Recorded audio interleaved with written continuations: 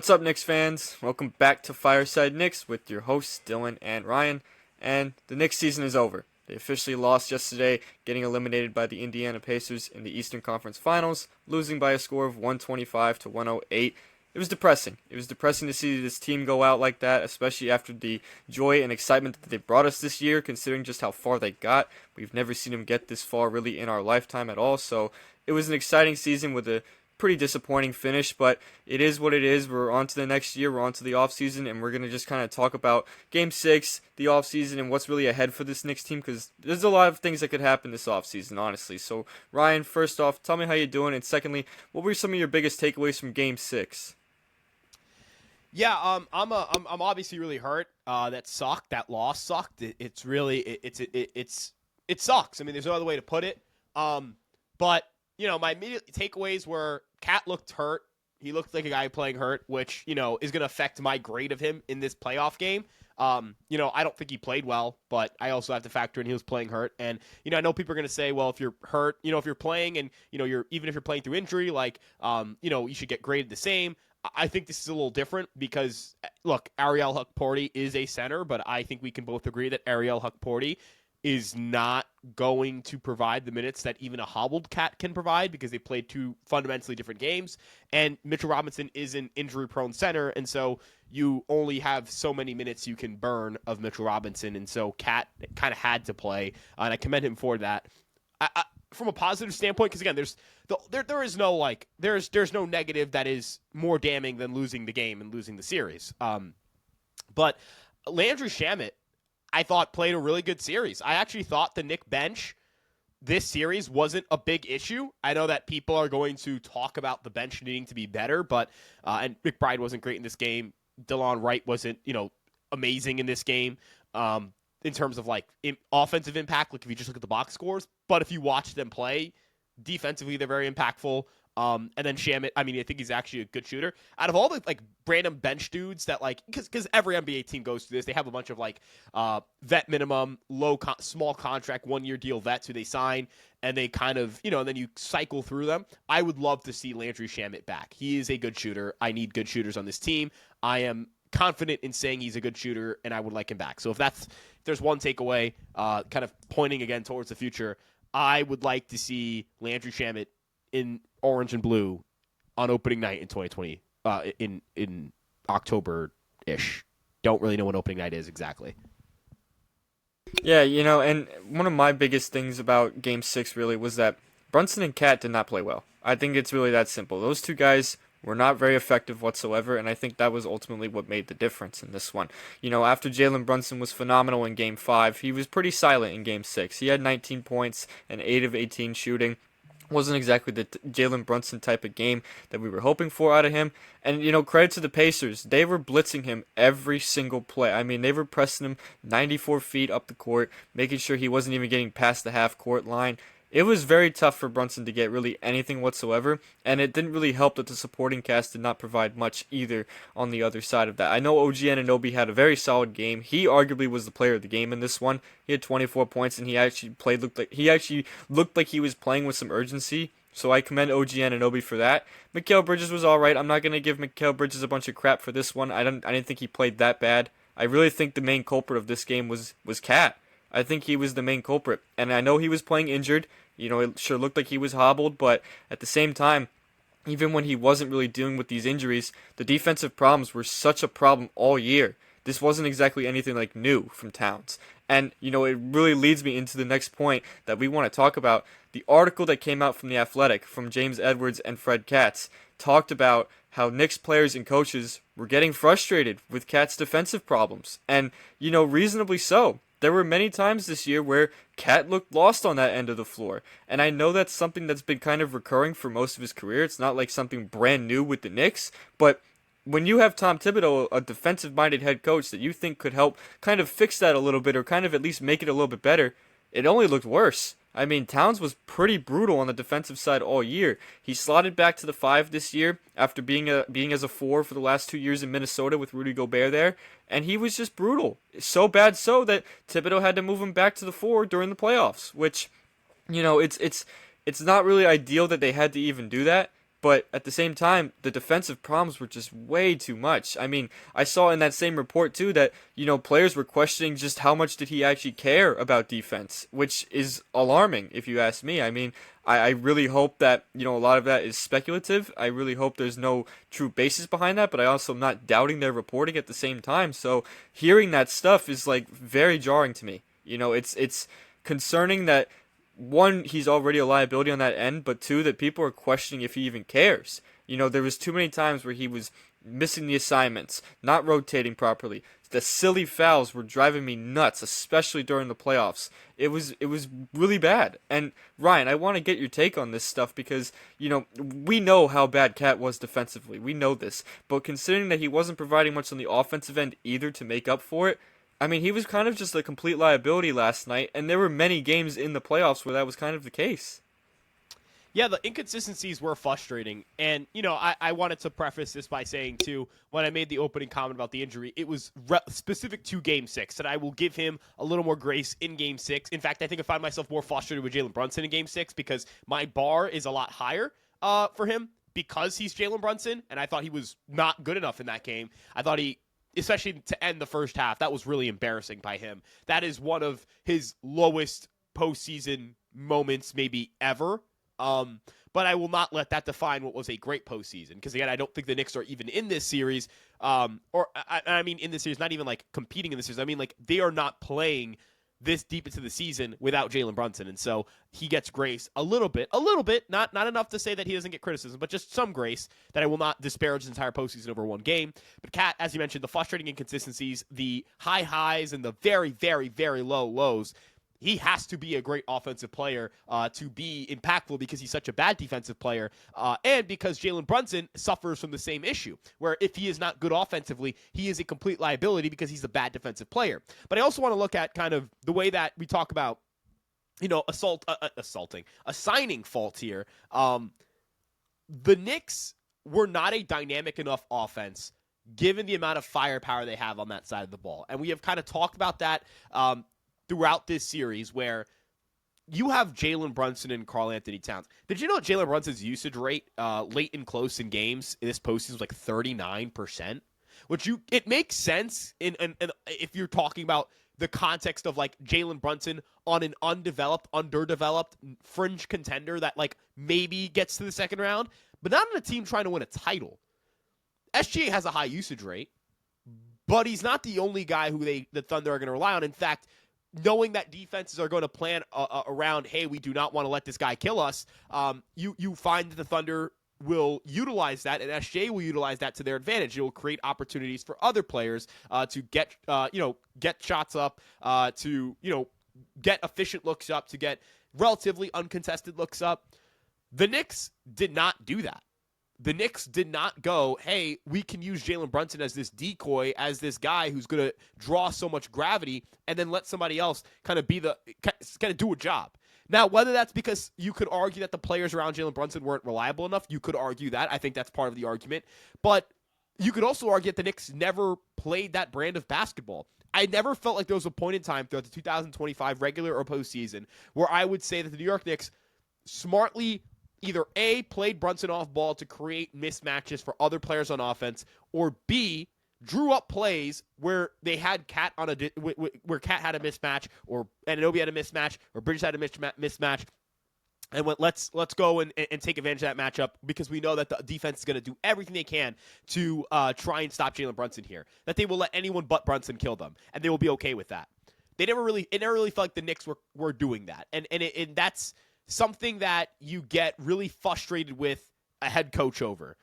The final thing I'd like to mention, too, in regards to this entire conversation with Kat is the defense is really frustrating, and you need to recognize that if you're going to win an NBA title with Jalen Brunson, you need to surround him with really good defensive players. You need to have a really good defensive structure around him, or you need to have a super dominant offense and hope you don't run into an all-time great team like the Thunder. I think that's the one thing I'll also put out here. People are like, this, like I had even said this, and I'm kind of biting myself over saying this. I don't want to sit here and say like this is the only opportunity the Knicks are going to ever have to get to or win the finals. In fact, they had a 0% chance of winning the NBA Finals when that game started last night. I'm going to be completely honest with you. There was a 0% chance that they were going to beat Oklahoma City. I'm not statistically speaking, it's not 0%, but I'm going to just say it right here. The Oklahoma City Thunder were going to embarrass the New York Knicks if the New York Knicks got to the finals. But drawing that back to the defense conversation again, you need to build around Jalen Brunson. That is who you need to build around. If you're going to have Cat on this team, he needs to be the 4. He needs to. Because at the 5, he is a terrible rim protector. You get all of the negatives of Karl-Anthony Towns being a 5 with not enough of the positives. As a 4, though, he's a really good offensive player. He's going to have a lot of mismatches. He's going to be a defensive liability, but you don't lack rim protection because you'll have a 5. Now, can Mitch be that guy? I don't know if I can depend on him enough. In the postseason, I can, but I just don't know if I'm going to get 82 games of that. But again, Dylan, I just think that, you cannot try and win an NBA title with Jalen Brunson and be this flawed defensively. No, absolutely not. And it brings me back to the whole thing with Cat because I really like him as a player. I do. I think he's a very talented player, all NBA level scorer. But the defense, or lack thereof, has been just brutal. It's arguably what killed the Knicks this series. It's arguably what has, made the Knicks seem like such a, floppy team all year. You felt like with the moves that they made this past summer to go all in, with Mikal Bridges and Karl-Anthony Towns coming to this team, bringing back OG Anunoby, you felt like that they should have been better than a 1-win improvement in the regular season. You felt like they should have done better than going 0-10 against the top 3 teams. You felt like they should have handled Detroit in 5 instead of 6 and nearly 7. You know what I mean? It took a Jalen Brunson hero ball to prevent the Pistons series from going to 7. You felt like the Knicks should have, been in much better shape to make the finals. And, credit to the Pacers, they played really well. They had been a good team this year. I'm not discrediting them in any way, but you really felt like the Knicks should have beat them. You really do. You felt like that this wasn't like you faced Cleveland. You didn't face Cleveland this round. You didn't face the 1 seed. You didn't face a team who, right away the odds were completely stacked against you. The Knicks had home court advantage this series, okay? They had everything possible in their way to go to the finals. They had everything in their favor. And you know what? When you blow game 1 the way you blow it, you're not winning the series. You're not. And some things like that, I feel like you need a new voice, and that's a new head coach. I know we've been having that discussion for quite some time now, but I think it's pretty firm that they need a new voice. Because, I'm okay with running back most of this roster with some depth. I should clarify that. You need to add depth. You can't exactly run back the exact same 9 you just ran this year. No, you need to add depth in the bench because Deuce McBride cannot be your top scorer on the bench. That just can't happen. But I'm okay with running back most of that same starting 5 if I have a new voice as at the head coach. If I have a different head coach on this team, I'm okay with running that back. It sounds very stupid, but I think that's really what should happen. I know there's other arguments people have been having about whether or not they need to move on from other pieces that do start, such as Josh Hart, even Karl-Anthony Towns. I'm only moving Karl-Anthony Towns if it's for Giannis. I'm just being honest, okay? I'm not going to move him for KD because KD's 37 and he'll cost a lot less. I don't think you need to give up Cat for that. But if it's for Giannis, yeah, I'd give up Cat in a heartbeat. He's making $60 million and he's a defensive liability. And Giannis provides the same level scoring while also playing exceptional defense. But that's a pipe dream. I don't think Giannis is realistic. I think the most realistic outcome right now, sitting here right now on June 1st, 2025, the most realistic outcome is that most of this roster comes back and a different head coach is coaching this team. I don't think it'll be Tom Thibodeau, but at the same time, Tom Thibodeau has the support of guys like Leon Rose. Jalen Brunson has his support. Those are going to play a factor into whether or not they end up moving on from him. And my concern is if they don't move on from him, I don't really know if they're going to really... I'm concerned that they have hit their ceiling if they're going to keep Tom Thibodeau. I'm concerned that they're never going to get past where they just got this year. They might always make the Eastern Conference Finals, but they'll never make the leap towards the NBA Finals. Because, you felt like this year you had a strong chance to get to the Finals. Like I said, you played the Indiana Pacers, who... They're a team you should have been able to beat. They are. A good team, you should have been able to beat them, though. They're not like this world-beater team, this unbeatable Oklahoma City Thunder-esque team. No, they're not. And I'm afraid to say it, but the Thunder are probably going to wipe the floor against the Pacers because the Thunder are a completely different animal than Indiana. Indiana's a good team, but the superstar difference is massive. The Knicks were going to get embarrassed by them too. And the reason I say that is because Tom Thibodeau is their coach. Tom Thibodeau ran poor defensive schemes that didn't help cover up the flaws they had. He ran poor rotations, guys that were playing very inconsistent minutes. He played the starters a lot of minutes too during the regular season, which he really did not need to do. He didn't really give the rookies a chance either, so they're underdeveloped now. So all those things just really concern me. And like I said, if there's a different voice, I'll feel a lot better about their chances next year because the Eastern Conference is going to get worse. It will be a worse conference next year. The Cleveland Cavaliers might not, they'll be good, but they might not be as good. They might not end up winning 64 games again. The Boston Celtics are not going to be as good because Jason Tatum will be gone and they're going to have to separate that team because they can't financially afford to keep it together. There's going to be, the Miami Heat are not going to be a playoff team or even a play-in team. They're probably going to end up in the lottery. There's going to be a bunch of teams who we always saw consistently fighting for playoff spots in the Eastern Conference that are going to take a step back. The Milwaukee Bucks is another team as well, especially if Giannis gets traded. So the Knicks could arguably be the favorite to come out of the East next year. But if they want to be able to actually prove that they're the favorite and prove that they can make the finals, you need a new head coach. That's all I got to say. I want to get your opinion on that.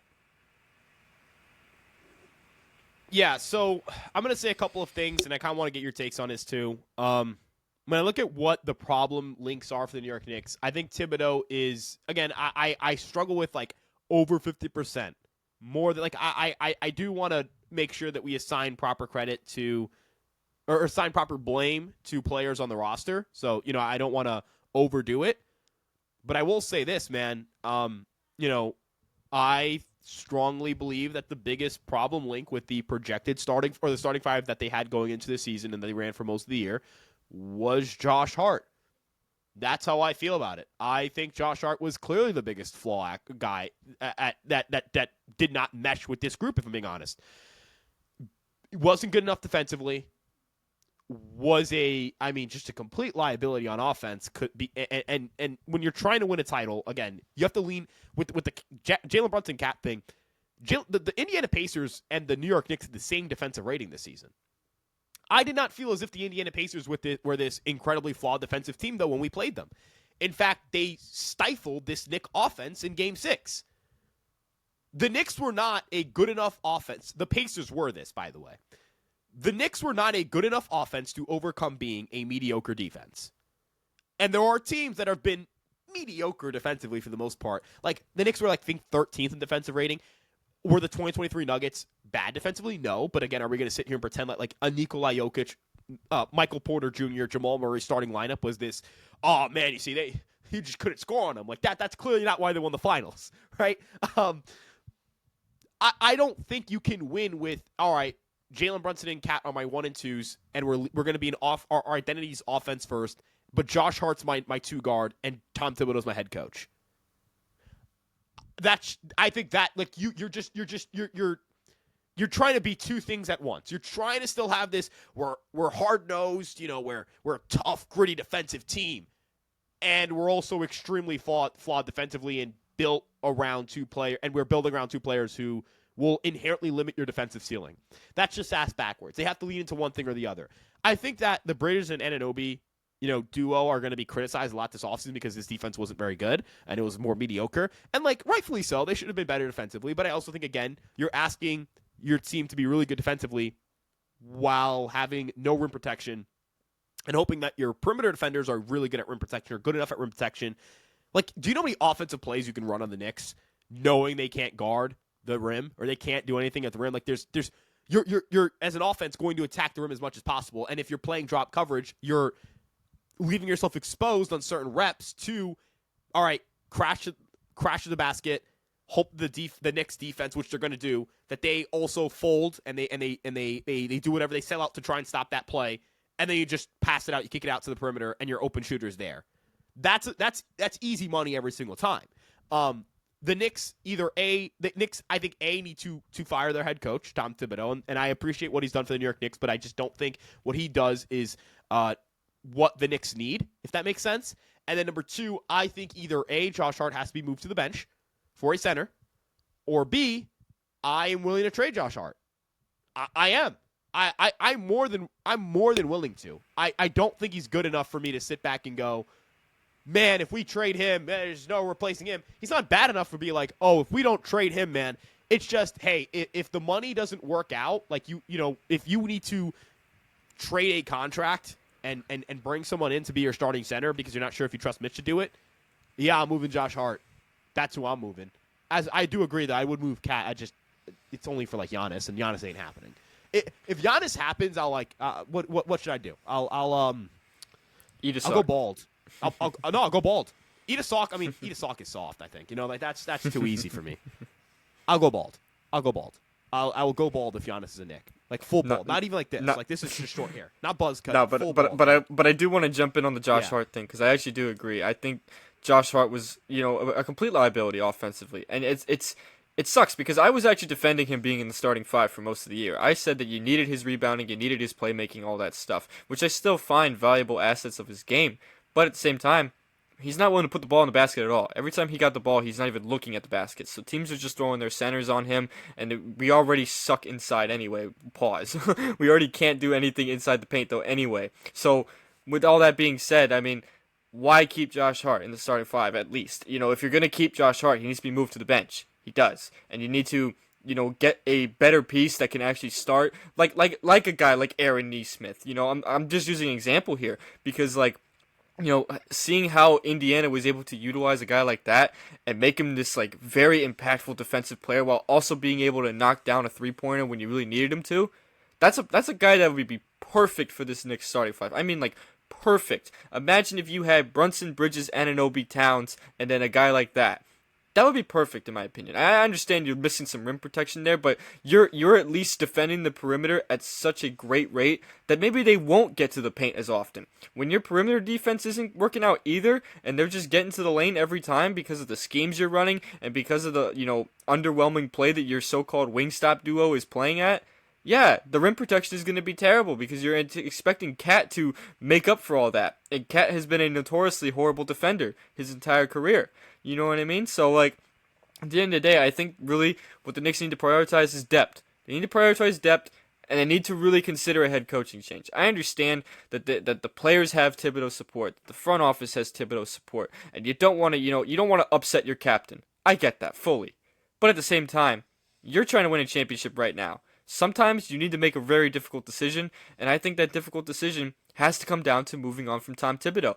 As you said, I'm very appreciative of what Thibodeau did. I thought he helped the team turn around from just the awful 2010s and all that stuff. I thought he was I thought he had some really good years coaching this team. I thought he did a pretty solid job last year with that group. That group was a very hard-nosed, working hard mentality that clearly wanted to play for their coach.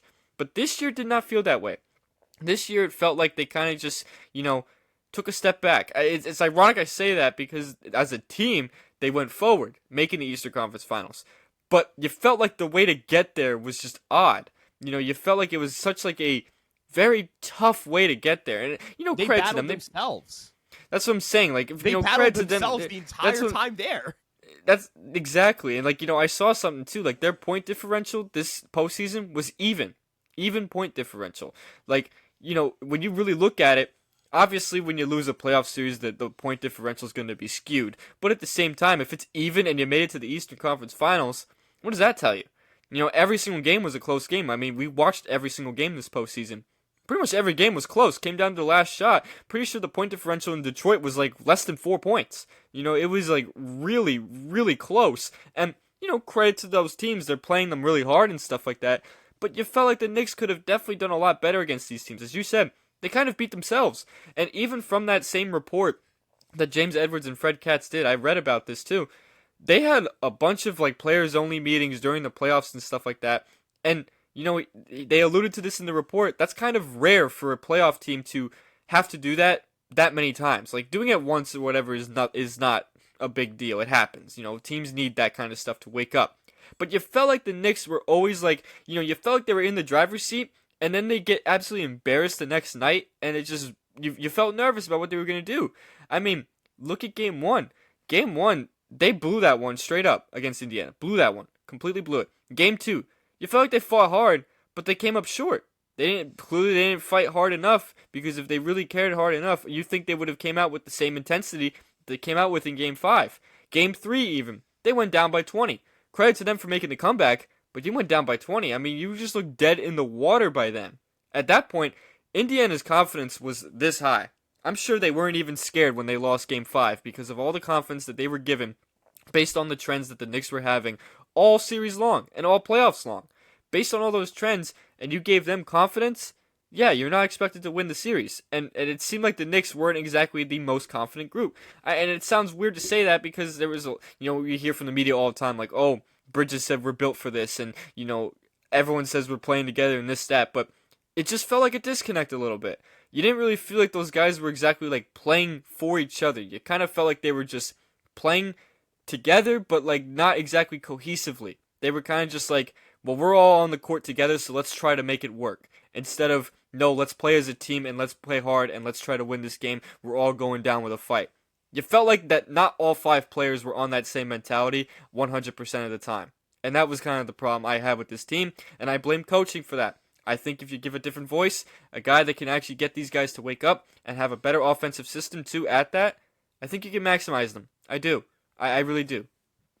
Yeah, and if look, I'm saying this not to disparage anyone, but if you wanted your head coach to stay so bad, you would not have had 3 of the worst turnovers you could possibly have closing out the second half. You would not have thrown up a stinker in Game 6. So, captain, best player on the team, beloved guy, will potentially name a kid Jalen, but I don't care what he thinks about the head coach because he didn't play like he wanted to keep the head coach, right?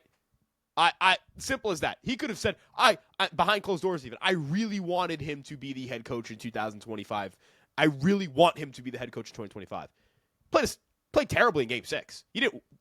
Yeah, you wanted it. Yeah, sure. Yeah, you play like it then, right? If you don't want guys to get fired, we don't want dudes to get fired. Play better. Play better. If his schemes are so great, and you're that means you're the problem. That the players are the problem. And if that's the case, then some of you got to go. And if that's the case, why didn't you play better? And as you mentioned, the players-only meetings, I don't know what good head coach needs their players to call a bunch of player-only meetings. I want my head coach to do that. I want my head coach to be involved. I question how close my head coach is when Mikal Bridges was kind of calling him out a little bit during the season. I mean, I think it was in March, against, right before that Portland game winner. Yeah, I need my head coach. I need my I don't know, my head coach. How close is he with the player? How close is he with the players? How good is he with the players? How good are these players with him? Right?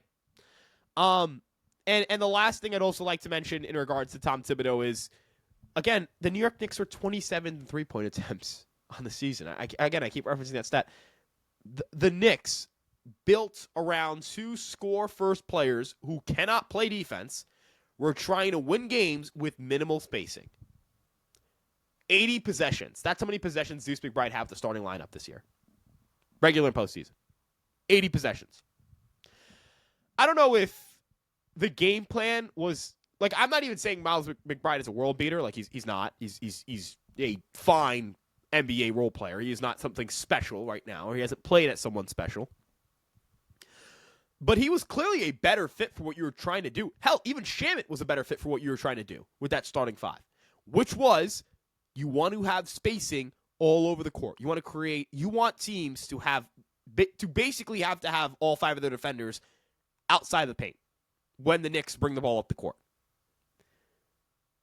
I don't know if I can't trust a head coach who's leading a losing strategy.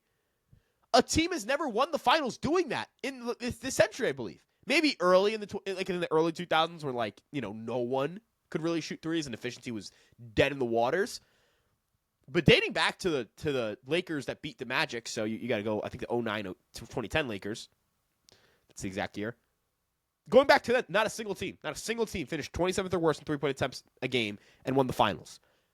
And it's not even one of those causation doesn't equal correlation things. Like, you see a lot of those kinds of arguments in sports.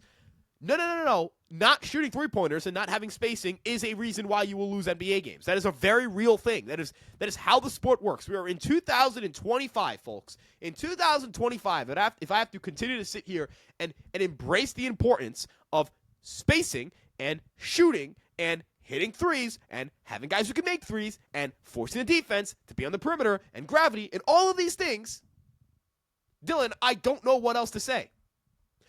It's crazy that it feels like when the Knicks traded for Karl Anthony Towns, they somehow got worse at spacing the court. Granted, they Coaching did trade their problem. best shooter. I get that they traded their best shooter. But does it not, like, Julius Randle had more perimeter gravity, it felt like, or was really forcing defenses to step up and put a hand up, even if the guy wasn't a great shooter, because he was going to take those. And if you left him open and you were willing to let him hit 4 or 5 threes on you, you were going to lose that game. Hell, if you get 3 of them on you, you were going to lose that game.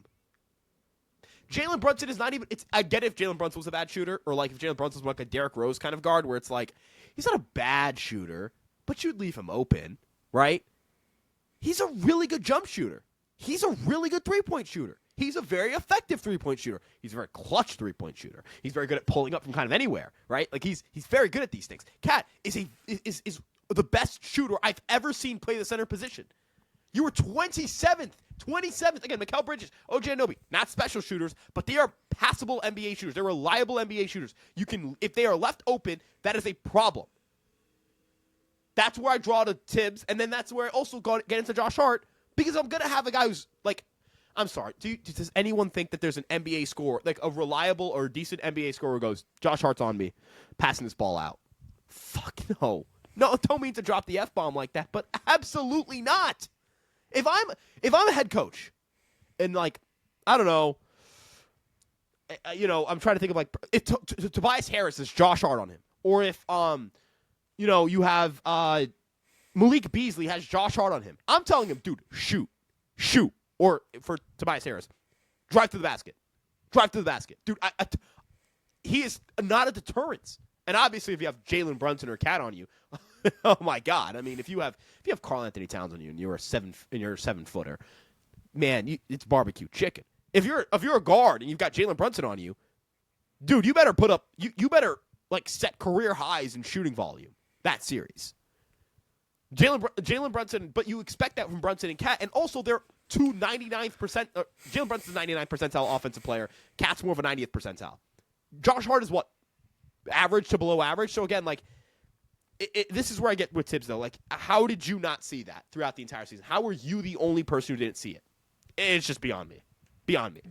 Yeah, and that's exactly why I've been saying the stuff I've been saying about Thibodeau. And it sounds ironic that we're calling for people's jobs or saying we need to get rid of guys, considering that this is the farthest they've ever gone in 25 years, as far as we've ever seen them go. They beat the Celtics in the second round as if nobody expected that, So it sounds ironic that we're doing this, but like at the same time, we want to maximize the window. We want to have an opportunity to win a championship right now because we know there's an opportunity. We know the Eastern Conference is going to get weaker. You need to take advantage of that.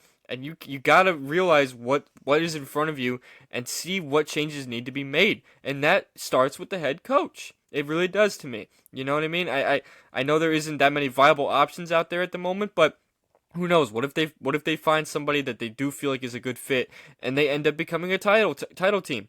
You know what I mean? It's sometimes all it takes is getting a different voice at the helm. Sometimes that's all it takes. Sometimes you might need to make a tough roster decision. And that's why, I agree with the Josh Hart thing. And why I've been saying I'll move Cat if it's for Giannis or someone like that. Because we're trying to win a championship. We're kind of getting tired of, coming up short in the playoffs. We're happy that we get to have a playoff team to cover, but we're sick of them coming up short. I want them to finally take that step forward and make the finals and then win the finals. That's what I really want them to do. We've been begging for that. But at the same time, despite all the negativity that we have been talking about this episode, it's still a successful season in a way for the Knicks because of the leap they took. They made it to the Eastern Conference Finals. You can't exactly look at that and say that, it's a 100% failure. It is a failure that you ended up falling short to the Pacers. I would agree with that notion. But I would still say that, in a way, the Knicks took a step forward and they had a great season. It would be a lie if I said they didn't have a great season, because they did. Had a great season. They didn't, miss the playoffs or be in the playoffs as a low seed, because I can promise you right now, there are other teams out there who tried to have this same type of philosophy and it failed miserably. Look at the 76ers and the Phoenix Suns, for example. Those two teams where, they tried to load up on 3 stars around a decent supporting cast, And I know the Sixers got a bunch of injuries, but even before all those injuries, they were still playing bad. So, you know, it could be worse. We could be in a situation like them. And the Knicks do still have a bright future. It's not like the Knicks are, it's not like every single core Knicks player is a free agent coming up. No, the only guys that are really free agents upcoming is after next season, Bridges and Robinson's contracts will be up. Which, those are two guys that they're going to have to make decisions about anyway. Those were two guys that were going to be a part of the key discussions going on this offseason. Whether or not you keep Mikal Bridges long term, or Mitchell Robinson, or you get rid of both of them, or you get rid of one of them. That was going to be a conversation anyway. They were going to be a part of those big changes. But aside from all that, we'll get into every possible change there is to possibly make. But we are, really running up on time. We're up to like 35 minutes on this episode. So I do want to get it wrapped up. But Ryan, before we do wrap it up, you got any final thoughts you want to share just about the season and the playoff disappointment and any other things that could come about in the next coming weeks? I think the first thing that I want to mention, I think that if you're a Knick fan calling this season a failure, I think that's a little much, I will say. I think that I want to dispel them, this season's a failure narratives. They lost in the Eastern Conference Finals. They were pegged by experts to lose in the Eastern Conference Finals. And also, if beating the Celtics and getting here is meaningless because you lost to the Pacers, then, again, in theory, winning the Eastern Conference Finals had meant anything because they would have just lost to the Thunder anyways.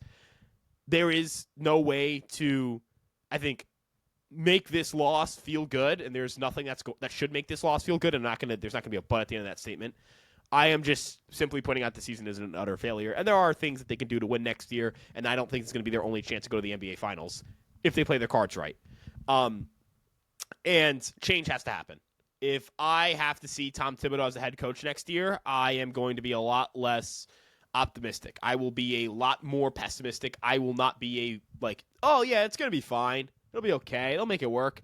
Their head coach, I think, cost them a chance to go to the finals. Their head coach didn't experiment enough at the bench. Their head coach didn't do enough to put this team in position to win. You cannot trust Tom Thibodeau with the job of winning the NBA championship. That is a fact. That is a fact. You cannot trust him with winning an NBA championship. I guess it's an opinion. Technically, that's not a fact. But I think it's as close to objective opinion as possible. It is as close to being objective as an opinion could possibly be. You need to do everything in your power to make sure that you make that change if you're the New York Knicks. I don't care if it pisses off Jalen Brunson. I don't care if it pisses off Josh Hart. I don't care if it pisses off Mikal Bridges, OG Anunoby, Karl-Anthony Towns, etc., etc. I don't care. I don't care that we've won more with Tom Thibodeau than we've won with any other coach. Congratulations on being a better coach than David Fizdale. Do we want to hang a banner for that? I will appreciate what Tom Thibodeau has done with the New York Knicks. He should never be viewed as a negative for the New York Knicks franchise or be looked at poorly in the New York Knicks franchise in hindsight as we do retrospectives in a decade or a decade and a half, et cetera, et cetera. He is the first good head coach we have had or quality head coach we've had in my life, probably. That does not mean that we can't do better. And that does not mean that you should avoid doing better because of that. I think a good analogy to make here is looking at all the tough decisions that Leon Rose has made. Julius Randle wasn't traded because he was a bad player. It's because he could do better. And that's what the Knicks felt. They could do better. And I think that was the right assessment, that he could do better. And also because he was a year away from free agency and they didn't want to max him out, which is fair. I don't think you want to, look at Emmanuel Quickly. Look at RJ Barrett. I mean, I'll actually argue that RJ Barrett was a net negative for the Knicks, but I know most people won't. These are not players that were horrible players, but you identified you could not win a championship with RJ Barrett. You identified that Julius Randle was not a championship caliber two. You identified that you needed to make big additions this this past summer. You identified all these things. You made tough decisions. You did things that honestly not everyone would do. Same thing has to apply for the head coach. It's the only way you're going to get to where you want to go. Only way you're going to get to where you want to go. It's really that simple. You got to make changes in some facet, whether it is at the head coach or part of the roster. And it's up to the front office to really evaluate the season, evaluate even the last few seasons, and see just really, is Tom Thibodeau a guy you can depend on to win a title, or do you need to go a different direction? Me personally, I think it is, ran its course. I think that ship has sailed. I think Tom Thibodeau era has done what it was supposed to do. It set the culture, it set the tone, it established a winning environment, But now you need to go all in and get a guy that you know can get you to a title. That's what you need to do. I think that's what the front office needs to do. But, I don't want to harp on it too much longer. The loss sucks, so we're over here ranting about it, but I do think this is a good place to finally wrap the episode up. We really hope you guys did enjoy this video. The off-season content will be on the way. We're not going anywhere. I know it sucks that we're not covering games anymore for the next few months, but there's going to be some very interesting free agency stuff going on, trade rumors, all that stuff, and we'll be right here to cover all that stuff. So make sure you guys subscribe to our channel and follow us on all of our social media platforms as well. We're on TikTok, Instagram, Twitter, Facebook, of course, this YouTube page that you just watched the video on. You can find the audio versions of these podcasts on Apple Podcasts and Spotify. Make sure you give us a 5-star rating on those. And you can follow me and Ryan's personal Twitter accounts. They're right there above our heads on the screen. And we'll see you guys in the next episode of Fireside Knicks.